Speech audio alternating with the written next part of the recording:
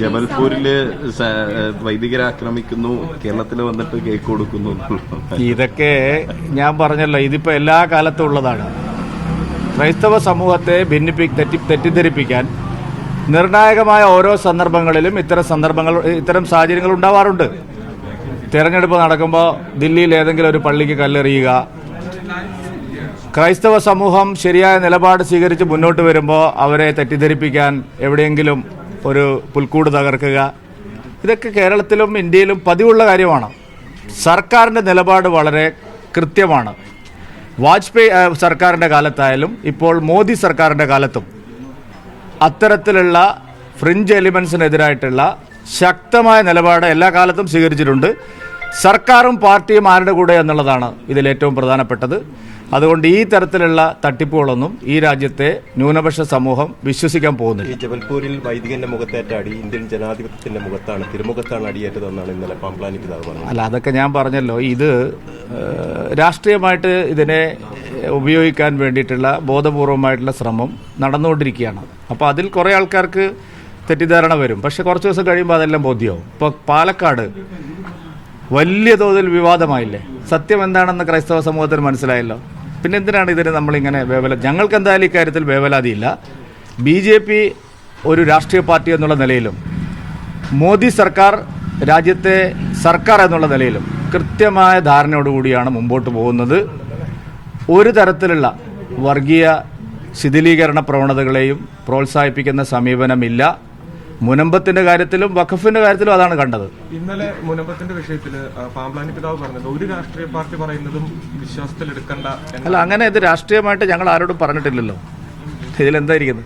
BJP ഇതിനെ രാഷ്ട്രീയ പ്രചരണമായിട്ട് കണക്കാക്കിയിട്ടില്ല. BJP vote കിട്ടുമെന്ന് വിചാരിച്ചിട്ടോ തെരഞ്ഞെടുപ്പിൽ ലാഭം ഉണ്ടാക്കാൻ വേണ്ടി ഒന്നുമല്ല. മുനമ്പത്ത് സമരം തുടങ്ങിയപ്പോൾ ഞങ്ങളെ പാർട്ടി പ്രവർത്തകർ അവരുമായിട്ട് സഹകരിച്ചത് സത്യത്തിന്റെ കൂടെ നിൽക്കണം എന്ന് വിചാരിച്ചിട്ടാണ്. അതിപ്പോൾ 1000 തെരഞ്ഞെടുപ്പുകൾ തോറ്റാലും സത്യത്തിൻ്റെ കൂടെ ഞങ്ങൾ നിൽക്കാറുള്ളൂ. അതുകൊണ്ട് അത്തരത്തിലുള്ള രാഷ്ട്രീയ ഉദ്ദേശത്തോടു കൂടി തുടങ്ങിയ ഒരു സമരമല്ല. അതിൻ്റെ ലോജിക്കൽ കൺക്ലൂഷനിലെത്താൻ ഞങ്ങൾ അന്നേ പറഞ്ഞു, ഒറ്റ മാർഗമേ ഉള്ളൂ, ഇതിന് ഭേദഗതി കൊണ്ടുവരിക എന്നുള്ളത്. അത് ഞങ്ങൾ ചെയ്യും.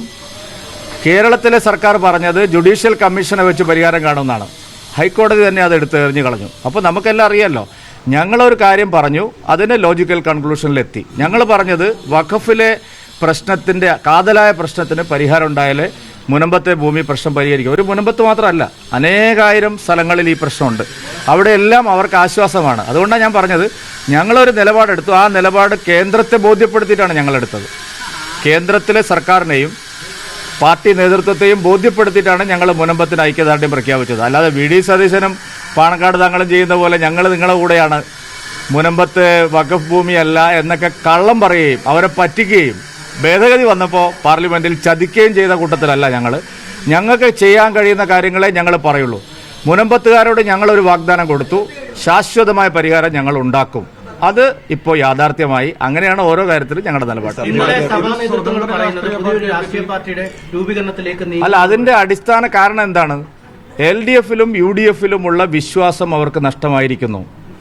സഭകളുടെ നേരിട്ടുള്ള പിന്തുണയുണ്ട് എന്ന് പറയുന്ന കേരള കോൺഗ്രസുകളിൽ പോലും അവരുടെ വിശ്വാസം നഷ്ടമായിരിക്കുന്നു. ഇത് തന്നെയാണ് ഞങ്ങളും പറഞ്ഞത്. കേരളത്തിൽ മതന്യൂനപക്ഷങ്ങളെ കാണുമ്പോൾ സർക്കാരിന് 2 തരത്തിലുള്ള സമീപനമാണ്. ഇവിടെ 80-20യുടെ വിഷയം വന്നു.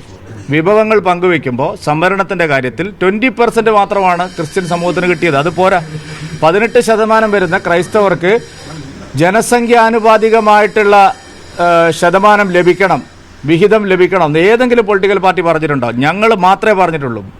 ഓൺലി ഭാരതീയ ജനതാ പാർട്ടി, അതായത് മറ്റൊരു പാർട്ടിയും പറഞ്ഞിട്ടില്ല. അപ്പോൾ ആ വിഷയത്തിൽ ഞങ്ങളെടുത്ത സമീപനം ശരിയായിരുന്നു. ക്രൈസ്തവ മതന്യൂനപക്ഷങ്ങൾക്ക് ധാരാളം പ്രശ്നങ്ങളുണ്ട്.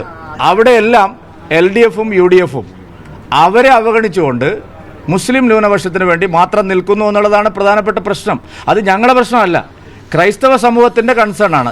ഞങ്ങൾ നോക്കിയപ്പോൾ അതാണ് ശരി, അവർ പറയുന്നതാണ് ശരി.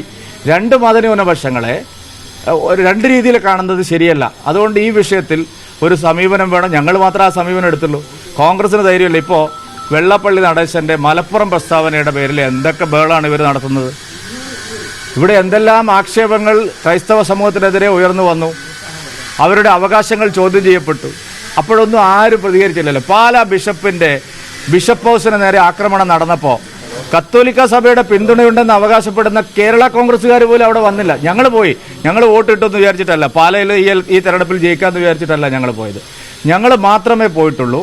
എല്ലാ പ്രശ്നങ്ങളിലും അവരെ ഒറ്റപ്പെടുത്താനും അരികുവൽക്കരിക്കാനുമുള്ള ശ്രമം നടന്നപ്പോൾ എല്ലാ സന്ദർഭങ്ങളിലും ഭാരതീയ ജനതാ പാർട്ടി പോയിട്ടുണ്ട്. അത് ഇനിയും ഞങ്ങൾ പോകും. അത് വോട്ട് ബാങ്ക് താല്പര്യത്തിലല്ല.